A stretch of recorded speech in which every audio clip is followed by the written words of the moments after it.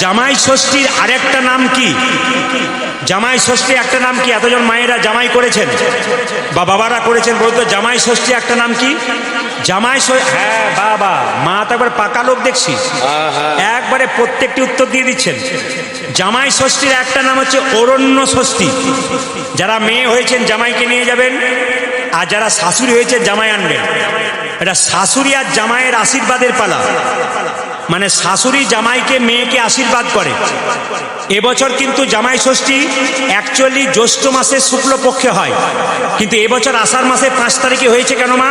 সবাই শুনবেন, একটাই কারণে, এবছর মল মাস পড়ে গেছে, তাই আষাঢ় মাসের 5 তারিখে জামাই ষষ্ঠী হয়েছে।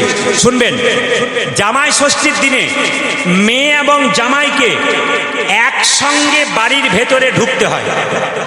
আপনারা জামাই ষষ্ঠী করেন কিন্তু আসল জিনিসটাই জানেন না, এটা জানতে হবে। মেয়ে এবং জামাইকে বাড়ির ভেতরে যখন ঢোকাবেন, একসঙ্গে দুজনকে ঢোকাবেন। 2, আগের দিনে শাশুড়ি মা একটা তামার পাত্রে জল রেখে কয়েকটা তুলসী পত্র দিয়ে দেবে। সেই তুলসী পত্র জল জামাই আর মেয়ের মাথাতে ছিটিয়ে দেবে, তারপর তারা বাড়িতে ঢুকবে। কেন? গোবিন্দের এবং তুলসী দেবীর আশীর্বাদ পাবেন বলে। এবছর জামাই ষষ্ঠী 4ই আষাঢ় 19শে জুন রাত্রি 10টা 18 মিনিটে লাগবে, আর 5ই আষাঢ় 20 জুন রাত্রি 8টা 59 মিনিট পর্যন্ত থাকবে। এটা কিন্তু মাথায় রাখবেন। জামাই ষষ্ঠী করতে গেলে মায়েরা করমচা ফল লাগবে। একটা কাঁঠাল পাতার উপরে 7 রকমের ফল, 7 রকমের ফুল দিতে হয়, ধূপ দিতে হয়, একটা তাল পাতার পাখা নিতে হয়, একটা সুন্দর ঘট নিতে হয়, ঘটে সিঁদুর দিতে হয়, এবং 5টা আমের পাতা দিতে হয়, আমের শাখা, এবং একটা নারকেলও দিতে হয়। এটা কিন্তু মাঝে রাখতে হয়। যদি আপনি ষষ্ঠী ছবি পান তো ভালো, আর ষষ্ঠী মায়ের ছবি যদি না পান, যে কোনো দেবদেবীর ছবিকে সামনে রেখে মা ষষ্ঠীকে স্মরণ করে আপনি পুজো করতে পারেন। এবার সাদা সুতোকে আপনি হলুদ দিয়ে মাখিয়ে ছেলে মানে জামাইয়ের ডান হাতে বেঁধে দেবেন। কেন? এটি হচ্ছে আশীর্বাদ স্বরূপ। সেই দিন কিন্তু শাশুড়ি মারা কি থাকে বলুন তো? উপবাস থাকে। সারাদিন নয় কিন্তু, যতক্ষণ জামাই না খায় ততক্ষণ পর্যন্ত। জামাইকে দিলেন, আপনার উপবাস ভঙ্গ হলো, আপনি তারপর প্রসাদ পেতে পারেন। এই জন্য বারবার বলবো, এই জামাই ষষ্ঠী একটা ছোট্ট কাহিনী আছে, ছোট্ট করে আপনাদের বলে দিই। এটা কিন্তু লৌকিক কাহিনী, কোনো শাস্ত্রের কথা নয়, লৌকিক কাহিনীটা বলে রাখি। একটা বাড়িতে অনেকগুলো বউ ছিল, ছোট বউটা খুব লোভী ছিল। যে যেখানে ছোট বউ থাকে কিছু মনে করবেন না, সে কিন্তু মাছ খেয়ে নিত বাড়িতে। আর শাশুড়ি মা বলতো, কে মাছ খেয়েছে? বলে কারো বিড়ালটা খেয়ে নিয়েছে।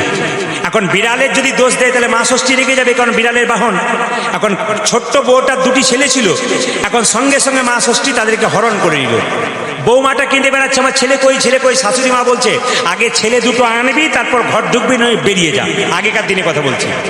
এখন মেয়েটি কি করছে? বৌমাটি কাঁদতে কাঁদতে জঙ্গলে চলে গেছে। হঠাৎ একজন বুড়িমার রূপ ধারণ করে এসে বলছে, তুই কাঁদছিস কেন? মা, আমার ছেলে দুটোকে কেড়ে নিয়েছে, আমি খুঁজে পাচ্ছি না, যতক্ষণ না পাবো আমাকে শ্বশুর বাড়িতে ঢুকতে দেবে না। তখন বুড়ি মানুষটা বললো, আমি হলাম মা ষষ্ঠী, তুই আমার কালো বিড়ালের দোষ দিয়েছিলি তো, অপরাধ করেছিলি, এরকম করে দোষ দিতে নেই, মিথ্যে। যা, তুই ছেলে ফেরত পাবি। বাড়িতে গিয়ে আবার সংসার পরিপূর্ণ হলো, ছেলে ফেরত পেল, এবং স্বামী স্ত্রীতে দুজনে একসঙ্গে জামাই ষষ্ঠী করতে গেল। তখন থেকে লৌকিক কাহিনীতে নাকি জামাই ষষ্ঠীর প্রচার আছে। এইবার বলবো, মেয়েদের 5টা স্বামী আছে। কি কি? স্মৃতির সিঁদুর একটি স্বামী, হাতের শাখা একটি স্বামী, হাতের নোয়া একটা স্বামী, নিজপতি একটা স্বামী, পরমপতি একটা স্বামী।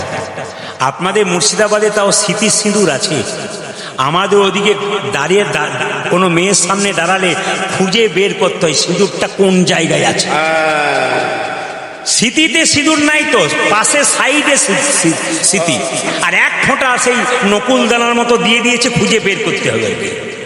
তবে মায়েরা, সতী নারী কাকে বলে একটু বলি, আপনারা বলবেন না, আমি বলি। সকালবেলায় ঘুম থেকে উঠে যে যে স্ত্রী তার স্বামীকে প্রণাম করে, তারাই সতী নারী। মায়েরা, কে কে স্বামীকে সকালবেলায় প্রণাম করেন? হাত তুলে দেখান। এইবার দাদারা বুঝতে পেরেছে, আমাদের হয়ে এইবার বলেছেন। যারা ডবল ডবল এসছে স্বামী স্ত্রী, ওইখানে দাঁড়িয়ে আছে, ও দেখছে আমাদেরটা হাত তুললো নাকি। ও মায়েরা, সকালবেলায় ঘুম থেকে উঠে যে স্বামীকে প্রণাম করে তাকে সতী নারী বলা হয়।